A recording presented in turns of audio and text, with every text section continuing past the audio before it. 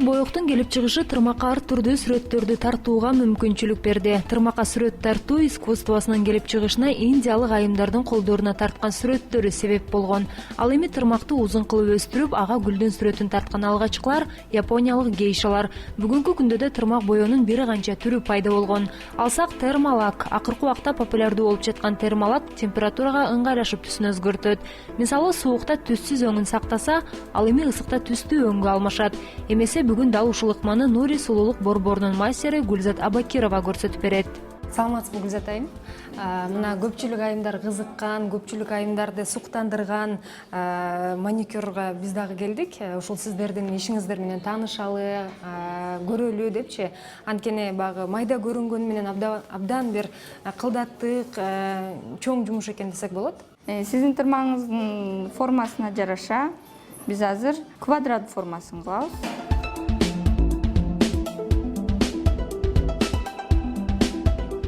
Бул колдун формасына жараша, тырмактын формасына жараша болот. Тырмак жаатында иштегенге адамдын эң биринчи кызыгуусу керек да, майда жумуш. Биз деген мурда деген чын эле мындай жөнөкөй эле лак менен лактап койчубуз эмес белек. Азыр деген шлак деген чыккан, лампада кургатылат. Эрежеси боюнча бир 14 күнгө чейин кармаш керек да. Кээде аны менен 14 күн эмес, андан дагы көп күн жүрсө болот.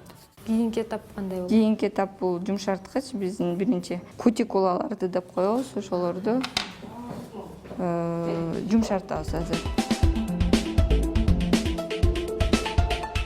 Анан бул биздин шаймандар, инструменттер.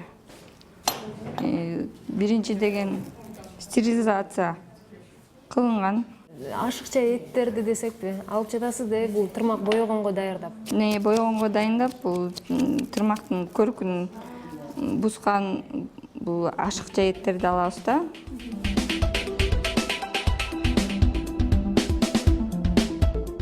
Бир кардардын канчага жасап бересиздер? Колунукун, бутунукун?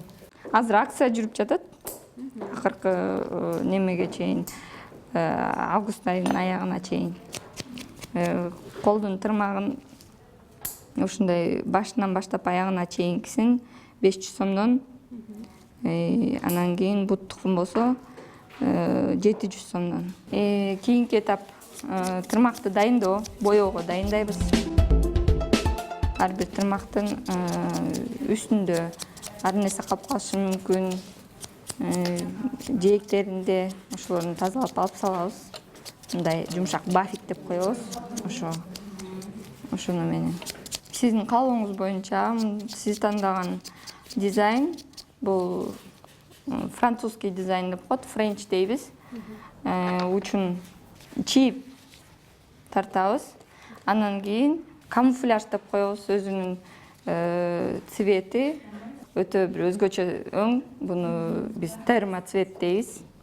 Өңүн ушундай моментально өзгөртөт. Азыр өзүңүз күбө болосуз да, кыскасы.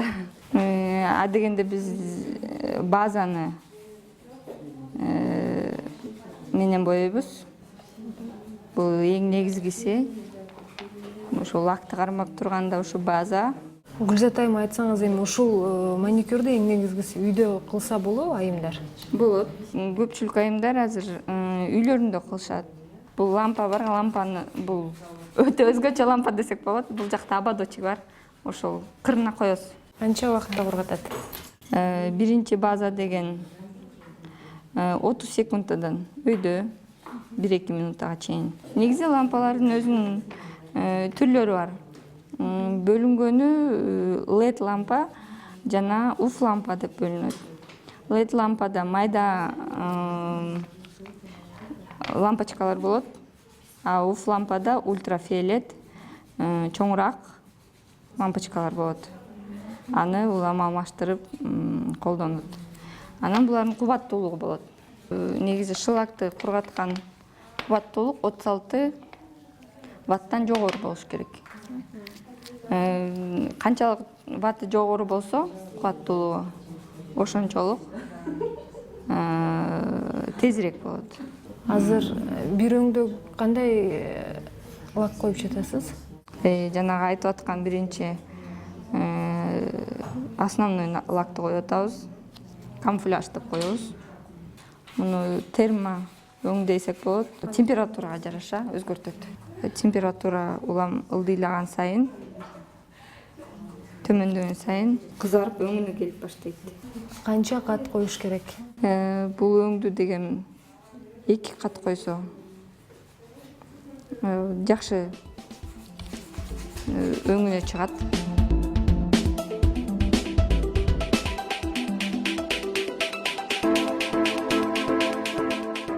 Французский деп сизге азыр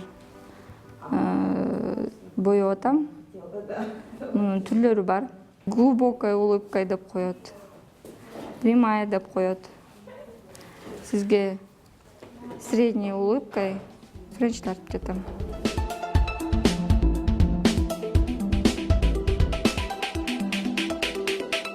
Биз азыр сиздин бир тырмагыңызды жазалгалайбыз.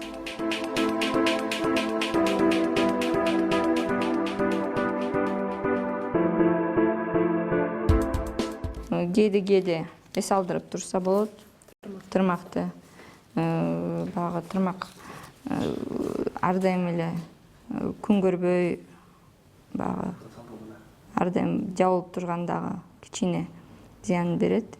Тырмак өзү эле бир өзү сигнал берет десем болот. Бир жукары, бир башкача болуп калганда биз айымдарга айтабыз. Сиздин тырмагыңыз эс алыш керек экен деп. 1 жума, 2 жума.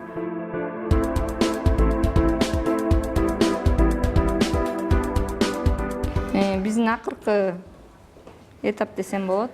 Топ деп коебуз муну. Жалтыратат. Лакты бекем кармаганга жардам берет. Бул акыркы этап. Коргап бүткөндөн кийинки липкий слоен деп алып коебуз. Анан сууга салышат да кыздарча. Ошо суу тийип калбасын деп кутикалга атайын жасалган май бар. Сиз деле үйдөн кеңеш ушундай май менен ар бир айымга эле кеңеш десем болот. Акырын мынтип кутикаланы кичине эле бир тамчы менен сүртүп турса, абдан пайдалуу нерсе да. 1 мүнөт коюп туруңуз, бул өң кандай болуп өзгөрөт. Сизге эң негизгиси. Анда сиз мындай кыласыз да, бул муздак температура. Азыр мына колуңузду муздакка саласыз.